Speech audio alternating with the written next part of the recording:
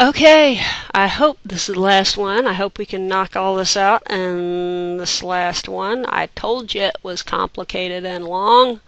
Maybe somebody better than me could make it simple and short, but you're stuck with me. All right. Steps of the humoral or B cell response.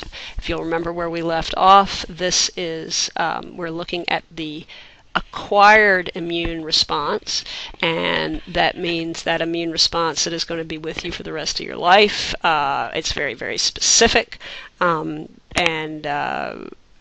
kind of the opposite, if you will, or other side of the innate response. Okay. Now, there are two types of acquired immune cells. There are B cells and there are T cells, and we talked about those in the last podcast. The B cells are in charge of the humoral acquired immune response. T cells are responsible for the cell-mediated response. We're going to look at the humoral response first. Okay. Now, essentially, the steps of the humoral response involving the B cells are, as we mentioned already, we talked about this concept of clonal selection. So an antigen microbe is in the blood. Remember, this is in the blood. These are not antigens, pathogens that would be in a hidden inside of a host of your body's cells. These are floating out in the blood.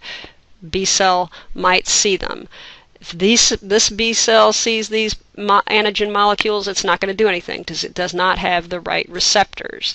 If this B cell sees them, it doesn't have the right receptors. Only this one has the right receptors. It will bind with the antigen, and as a result of that become activated to make copies, many copies of itself. Okay, so this is the idea of clonal selection. We're going to select the correct B cell and clone many, many copies of it. Now, this clone army of B cells will then differentiate. It will become two different types of what we call effector cells. And effector means these are the cells that are going to have an effect. They're going to actually do something. Okay, one type of effector B cell are plasma cells. And those are the ones that will really fight the current infection. Okay, and we'll talk about how shortly. The other type of effector cells are memory cells. And these guys may not do much for this current infection, but they're going to do a whole lot for any infection of this particular bad guy that you get in the future, because they're going to remember it, and you're going to be immune to this from this point forward. These memory cells will patrol your body for the rest of your life. Okay? All right, so plasma cells and memory cells. These are the really working B cells that are going to really help you in fighting this invader. Okay? Now, plasma cells work to fight the current invasion because they make antibodies. Remember, antibodies are simply a name of a type of protein, okay? A chemical, okay? Memory cells, we just said, are going to remember this antigen, this bad guy, in case of a future infection. So they may not do a whole lot, but they are going to patrol your body in larger numbers in case you ever see this invader again. All right, we need to talk in some detail about antibodies. They are proteins, okay? And if you ever see the word immunoglobulin, that is talking about antibodies. Those words, for our purposes, mean the same thing, okay? This is just a type of protein. Anything that ends in IN is usually, in organic chemistry, is usually a protein. So immunoglobulins are proteins that fight in the immune system, okay? Now, antibodies are Y-shaped, okay? So they are Y-shaped, like in the diagram, but I have to draw my own because that's just how I am. So Y-shaped proteins, all of them. Well, if they're all identical, then how can they be specific to an invader? Because they're not entirely identical. The fundamental Y shape is identical for all of them, but the tips of the Y are unique. Okay, they are the antigen binding sites, and this antigen will not fit that binding site. This antigen will not fit it, but this one will. And so these tips are very, very specific. These parts are the parts of the antibody that varies. These parts, the stem of the Y, are really pretty constant from one antibody to another. There are different classes of immunoglobulins that have fundamentally different stems of the Y, but that's really not important. These parts are important. These parts are the parts that engage with the antigens. Okay, essentially these look just like, if you remember the B cells had these Y-shaped receptors on them. These are essentially those B cell receptors, only they are free of the B cell. They are going to be sent out into the body fluids. Okay, and I like to think of them as spears. We're just going to take this antibody and we're going to chuck it at the invader, and it's going to stick in them, and it's not really going to stick randomly in them. It's going to stick onto their antigens. Okay, and when that happens, essentially they don't destroy the pathogen outright. They don't just stab it and kill it like you might think, but they cling to it, almost like, covering them with Velcro or something, and that disables the pathogen and makes it hard for it to do the things that it needs to do. It makes it hard for it to move around, makes it hard for it to reproduce, and so on. And when the pathogens are disabled, it makes it easier for the phagocytes of the innate response, if you'll remember the neutrophils and the macrophages and all of them, to come along and eat the pathogen. Okay, or sometimes antibodies do lyse the pathogen directly or help do that. Now this is a nice slide because it is showing you that when antibodies, indicated by these little purple Y-shaped things, attach to a virus or a bacterium, they basically block it from binding to host cells. They make them stick together. Here we see these antibodies that have hung up a bunch of bacteria together. They make antigen like venoms and so on. They make them insoluble. They make them larger, and they precipitate out of solution, so they're not so damaging. So all of these three things, you don't need to remember the details of this, but it's kind of gooping them up, and because they get gooped up, it's easier for them to be eaten. And you can see that this macrophage is gobbling up a pathogen surrounded by antibodies. Also, over here, these antibodies have grabbed some complement proteins. You remember those things that are just kind of floating around in the blood, and if a bad guy bumps into them, then they activate? Well, in this case, the antibodies have grabbed these guys, and what they do is they create a pore in the cell of the foreign cell, and we don't want pores in our cell membrane because that makes us go kablooey. So the invader goes kablooey and he lyses. Okay, so antibodies can help cause cell lysis. They work with the protein complement to do that, or they can help disable the invaders, which makes them easier to be eaten. Okay, so antibodies don't really kill by themselves. They help macrophages kill, or other white blood cells that are phagocytes, or they help the complement burst the invader. Okay? Okay. You good? I hope so. It's a lot. All right. Memory cells then are just there to provide long-lasting immunity. You can see that, for example, let's say some invader, we're calling invader A, comes in and invade your body. It takes 7 days before we see any antibodies begin to be formed. So 7 days from exposure starting here before B cells are even begun to make their antibodies. And then it takes, golly, a little over 2 weeks before we see the full ramped up antibody response. And then it levels off. But then look, A second exposure, let's say second exposure occurs there, zoom, look how quickly we get full antibody production, and it is much more dramatic production of antibodies than with the initial response. So that's kind of showing you how it's a faster and stronger response the second time, second exposure. That's one of the benefits, many benefits, important benefit of the acquired immune system. Okay? You'll never know you were exposed a second time because you will not get sick. All right, the cell-mediated response is a lot like the humoral response in terms of the whole idea of receptors and antigens having to come together. Okay? But in this case, we're not going to chuck antibodies, spears at the things. We're going to actually, the cells will attack.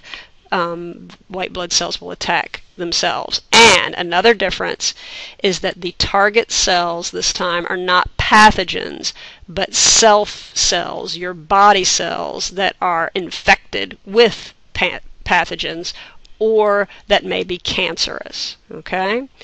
So, infected cells, hiding pathogens, or cancerous self cells are the targets this time.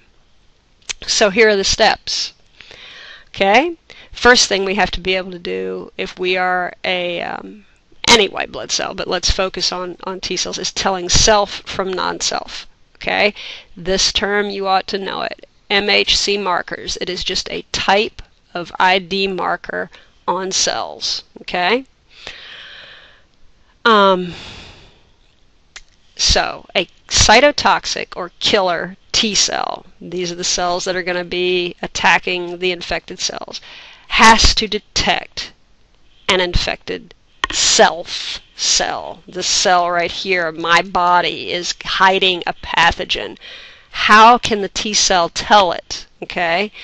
Well, T cells tell that cells are infected by looking at MHC markers on the surface of your normal body cells. Okay, so let's talk about what that is. This is a normal body cell, maybe a cell in your, I don't know, golly, anywhere, in your skin, somewhere. Okay, and it has markers, and this particular marker we call an MHC1. There are two classes, MHC1 and 2. The MHC stands for Major Histocompatibility Complex. Good Lord. Do you have to remember that? It would help, I think, probably if you can recognize it when you see it. You certainly don't have to recall, but if you can remember that big word, it's named for the genes that actually code, that create these proteins. Okay?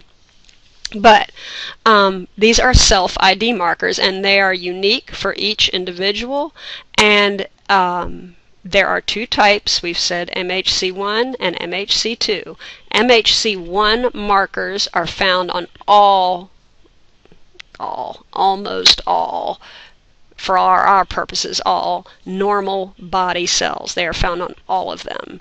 Okay? And they're normal. They're just being an MHC1 marker. Okay, MHC2 are a little different in that they are found only on particular types of white blood cells. So MHC1, repeat after me, they're on all normal cells. Did you say it?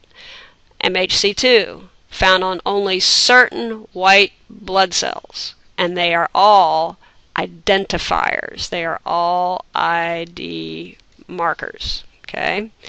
Now, MHC1 markers. Okay? If a cell has been infected, so here is a normal body cell, it's been infected with a bad guy. He looks like a bacterium to me. Okay? Well, the cell will be attempting to fight off this bacterium, and so it will break it apart as best it can. Meanwhile, the bacteria has probably made lots of more bacterial babies in here, but just saying, the cell is not completely defenseless. It will try to defend itself, and it will break it down. When it does so, it will display an antigen, a bacterial bit, if you will, on the surface of its MHC1 marker. So now we don't have a normal MHC1 marker anymore. We have an MHC1 marker and an antigen complex. Two things combined together. This is a self-non-self combination, and it is this self-non-self combination here that communicates information to the T lymphocytes that that is an infected cell and that cell needs to be gotten rid of. Okay? So, if this infected body cell is encountered by a cytotoxic or killer T cell, it's the same thing, with the correct receptor. Remember, there's bunches of T cells and they all have different receptors, and we got to find the one that actually fits this combination right here. Then that killer T cell will do the same thing the B cells did. It will undergo clonal selection. So we find the one that fits, the one cell that fits that, and then we're going to make copy, and we're making a killer T cell army. Okay? So, now, the killer T cells that are created from that will differentiate. They will specialize into two types of effector cells. Okay? Effector cells, cells that have an effect. They will become either activated killer T cells, cytotoxic killer T cells, or they will become memory T cells. These are the cells that are going to fight the current infection. These are the cells that are going to remember this invader so that you don't ever catch it again. Okay? So, activated cytotoxic or killer T cells, okay, they pair up with the target cell. This is your normal body cell that has been invaded, and you can see bits of the invader in there, and this is the killer T cell interacting. This would be the MHC1 marker, and so the T cell is saying, oh yeah, I detect a self-non-self combination here, this is bad, and so it will attack the infected cell with something called perforin. Okay, and it will also attack it with other cells, other molecules that cause the cell to kill itself or undergo apoptosis, or apoptosis if you prefer, so that whatever is in there is not just going to escape and run around and hopefully not infect something else. So apoptosis, okay, very important. Programmed cell death as a result. Memory cells, again, are just going to remember the infection for the future. Okay? Now, there is another type of T cell that we need to talk about, and it is called a helper T cell. And these may be the most important cells of the acquired response, but I've saved them to last because they have such a central role, and it's hard to talk about them without having talked about the B cells and the killer T cells first. Okay? You really cannot fully implement the B cells and the killer T cells without the helper T cells. Okay? The helper T cells never directly kill anybody, but they help to get the other guys ramped up so that they can do the killing. Okay? Also, helper T cells work really closely with the phagocytic cells, and again we're back to the innate response. See, there's so many parts and they all interact with each other, and it's drives you crazy. Alright, so let's see if we can make sense of it. First of all, the helper T cells, the phagocytic cells that they are going to interact with are these guys. I told you that macrophages from the innate response and dendritic cells, remember these are the big eaters, big eater, and these guys act really similarly. It's mainly a matter of where they're located that separates them. Alright, so let's just talk about macrophages, understanding that dendritic cells would behave in a similar way. So let's say a macrophage does what it always does. It gobbles up a pathogen. So this is a macrophage here, and it's gobbled up a pathogen and eaten it. Okay, there's another one. Okay, gobbled it up. Phagocytosis. Now, it will destroy a pathogen by using its lysosome, again, digesting it, digestive enzymes. So there's a lysosome, and it's going to cover up that pathogen. It's going to envelop it, and digestive enzymes going to be combined with it and break it down. Okay? Now, what this means is that it is broken apart and bits of it are now randomly in the cell, where we're going to take one of its antigens or some other bit of it and display it on these markers. These markers are not MHC1, but they are MHC2 markers, and they are found exclusively on these phagocytic white blood cells. Okay? Now, what we call this, now that it is an MHC2 plus an antigen, is this whole cell complex is now called an antigen presenting cell.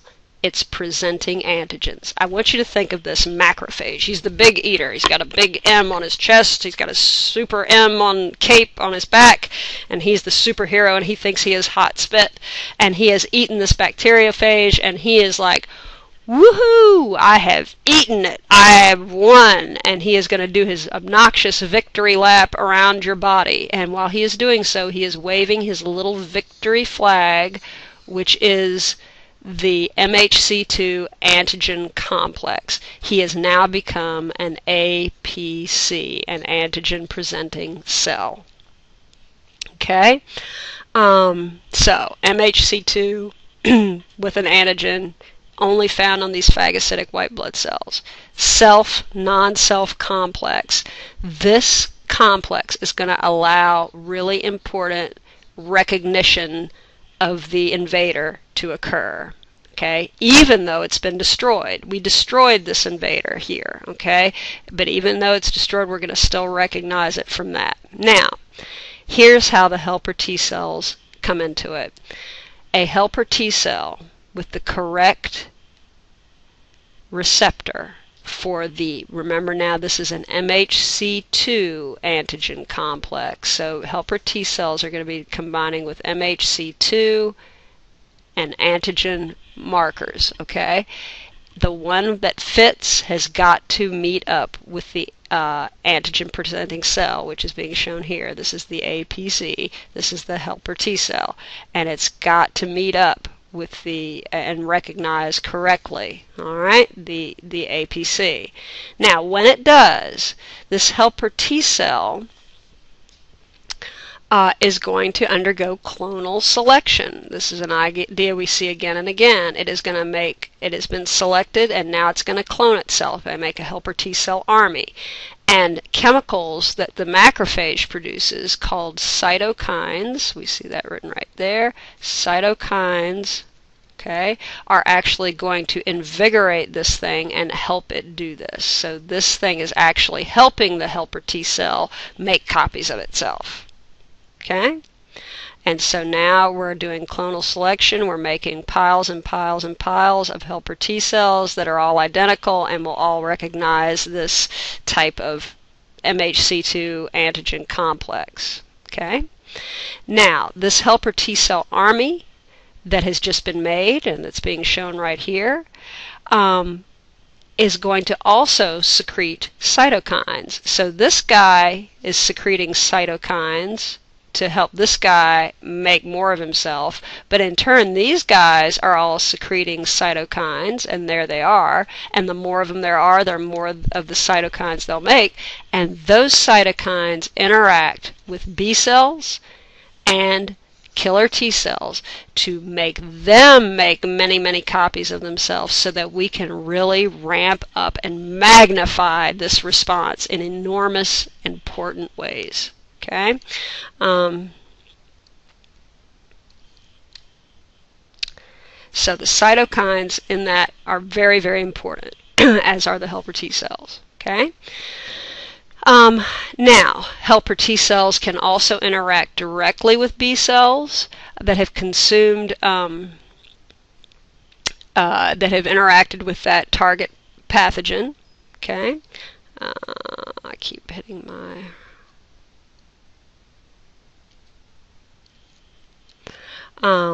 and it will stimulate them to undergo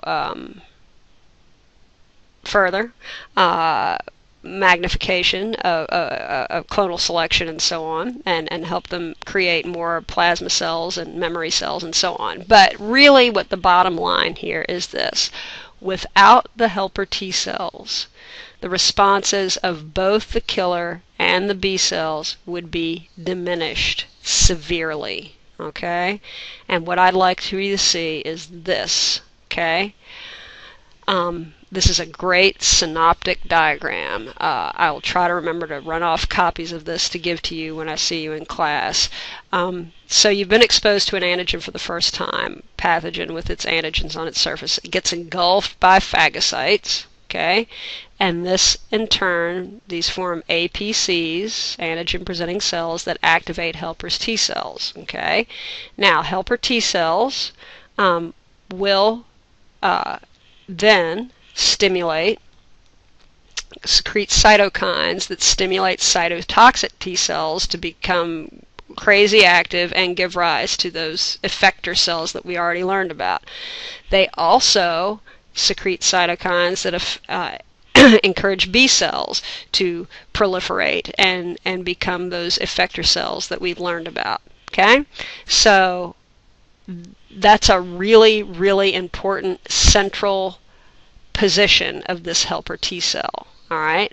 If the helper T cell's not there, then this may happen a little bit, but not near enough. We're going to lose most of this. If the helper T cell's not there, this may happen a little bit, but not enough, and we're going to lose all of that, or most of that down there. Okay? All right, which brings us to problems with the immune system. Organ rejection, blood typing, autoimmune disorders, immunodeficiency disorders, and allergies. Okay?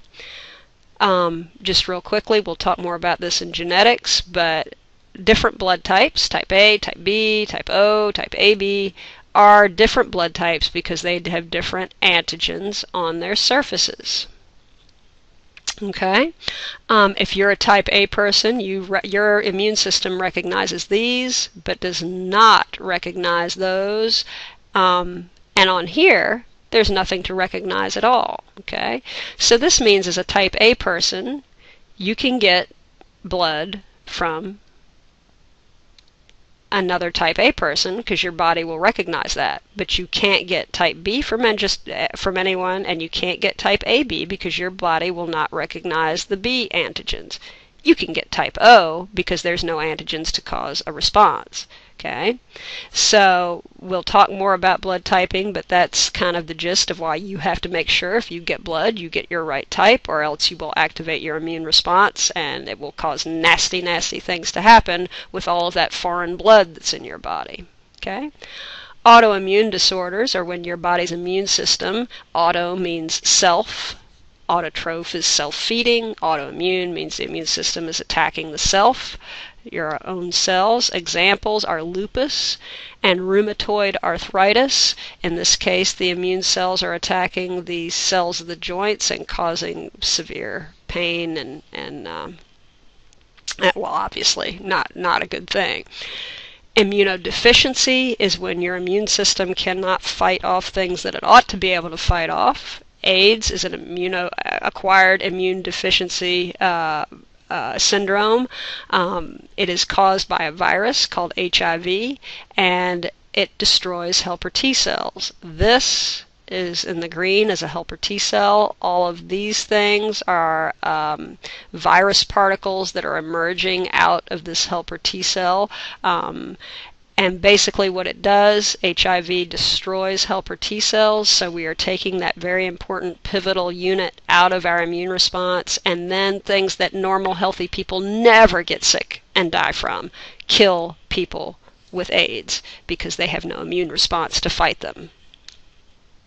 Okay, so that's back to that drawing, and AIDS, HIV virus takes out the helper T cells, and so you can't ramp up the rest of your immune system. Okay? Allergies, we already spoke about these. An exaggerated response. Basically what happens, you're exposed once to an allergen, which is usually something that's not particularly dangerous, but your body is interpreting it to be so, and you create antibodies. And for whatever reason, these antibodies lodge into mast cells, so that the second time you're exposed to the allergen, then the allergen binds with the antibodies that were made to fight it, which are lodged into this mast cell, and it causes the mast cells to release histamine like crazy every time you are exposed to that pathogen. The antibodies are on the mast cells, and they cause the mast cells to release histamine, and that is what makes you feel bad. Okay, severe allergic reaction is called anaphylactic shock. Remember that one of the things that happens due to histamines is that the blood cells dilate, and when the blood cells get bigger, your blood pressure drops, and that is just the one of the critical things about anaphylactic shock is the blood pressure, just the bottom drops out, and you are in deep trouble. All right, I think that's it. I believe you have just sat through an incredibly long series about the immune system. Yay for you. I hope you understood it. We will go a little live action drama in class to help make this stuff hopefully more memorable for you. So anyway, I hope you guys have a great break as you're watching this, and I will talk to you soon. Take care. Bye-bye.